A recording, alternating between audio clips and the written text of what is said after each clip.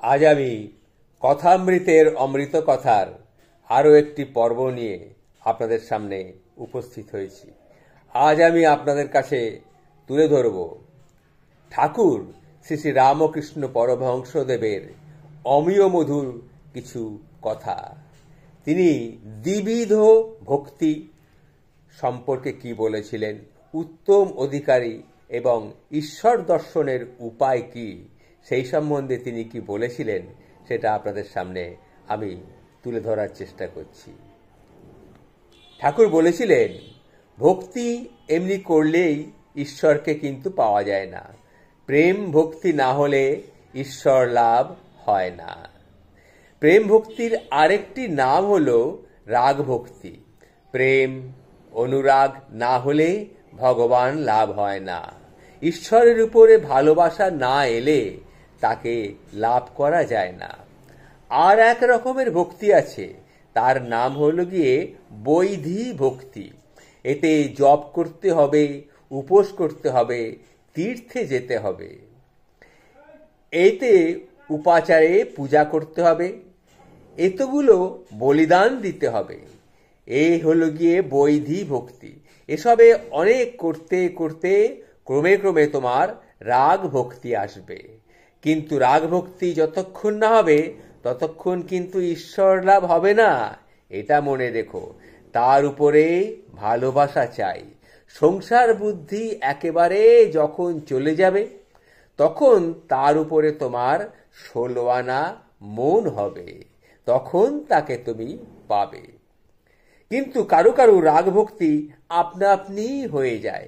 তারা হচ্ছে গিয়ে স্বভাব সিদ্ধ। ছোটবেলা থেকেই তাদের মধ্যে এই ভাব আসে। ছোটবেলা থেকেই সে ঈশ্বরের জন্যে কাঁদে, যেরকম প্রহ্লাদের হয়েছিল।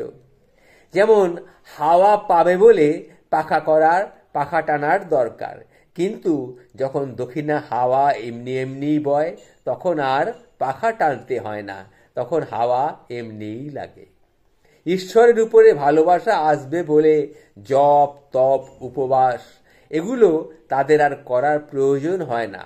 তাদের ঈশ্বরের প্রতি অনুরাগ আপনা আপনিই চলে আসে। তাদের আপনিই জপ ত্যাগ সব ত্যাগ হয়ে যায়, জপ কর্ম সব ত্যাগ হয়ে যায়। হরিপ্রেমে মাতোয়ারা হয়ে তবেই এই বৈধি কর্ম হয়। এই বৈধি কর্ম যতক্ষণ না তার উপরে ভালোবাসা জন্মায় ততক্ষণ ভক্তি থাকে কাঁচা ভক্তি। তার উপরে ভালোবাসা এলে তখন সেই ভক্তি হয় পাকা ভক্তি। ঠাকুর এই কথাগুলি তার ভক্তদের সামনে বলেছিলেন।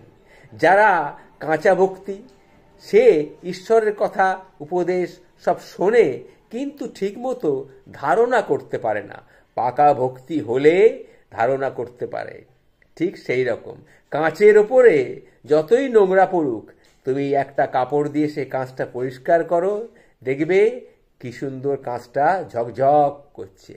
ঈশ্বরের উপরে ভালোবাসা না থাকলে উপদেশ সম্বন্ধে কোনো ধারণা লাভ করা যায় না গো, কোনো ধারণা লাভ করা যায় না।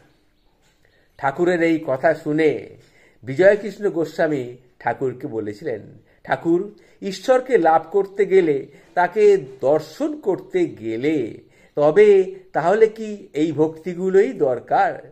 তখন ঠাকুর তাকে বলেছিলেন, হ্যাঁ গো, ভক্তি দ্বারাই তাকে দর্শন করা যায়, কিন্তু সেই ভক্তি হতে হবে পাকা ভক্তি, প্রেম ভক্তি, রাগ ভক্তি চাই। এই ভক্তি এলেই তার উপরে কিন্তু ভালোবাসা আসে।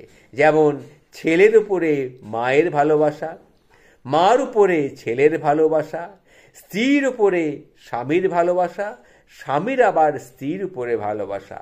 এই রকম টান না হলে কিন্তু ঈশ্বর তাকে দর্শন দেন না। এই ভালোবাসা রাগ ভক্তি এলে স্ত্রী পুত্র আত্মীয় কুটুম্বে সবার উপরে টান আস্তে আস্তে চলে যায়। তখন তার মনে হয় এরা সব বিদেশের লোক, এটা তাদের কর্মভূমি নয়। তখন ভাবে পাড়া গেয়ে বাড়ি যখন কলকাতায় আসে কিছুদিনের জন্য ভাড়া বাড়ি, সেই ভাড়া বাড়িতে সে আছে, আসল বাড়ি হচ্ছে সেই গ্রামের বাড়ি। ঈশ্বরে ভালোবাসা এলে সংসারে আসক্তি বিষয় বুদ্ধি এগুলো একেবারেই তোমার সব চলে যাবে। বিষয় বুদ্ধির লেশ মাত্র থাকলে তাকে কিন্তু আর দর্শন করা যায় না গো। দেশলাইয়ের কাঠি দেখনি?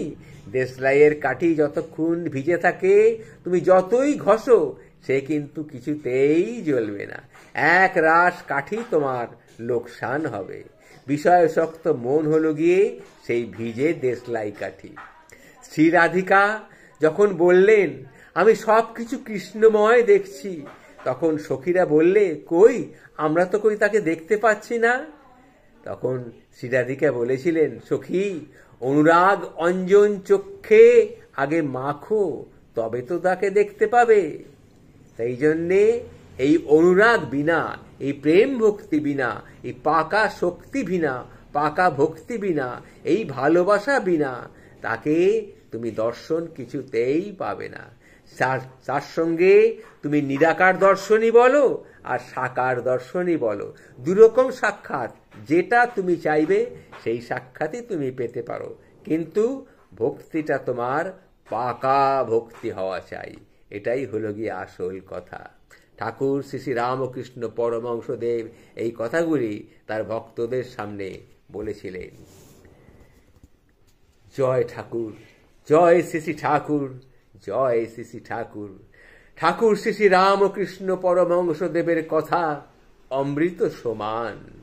আমি বলে ধন্য, আপনি শুনে ধন্য। আপনার মস্তকে অবিরাম ধারায় ঠাকুরের কৃপা দৃষ্টি ঝরে পড়ুক, এই কামনাই আমি করি। জয় শ্রী রামকৃষ্ণ, জয় শ্রী রামকৃষ্ণ, জয় শ্রী রামকৃষ্ণ।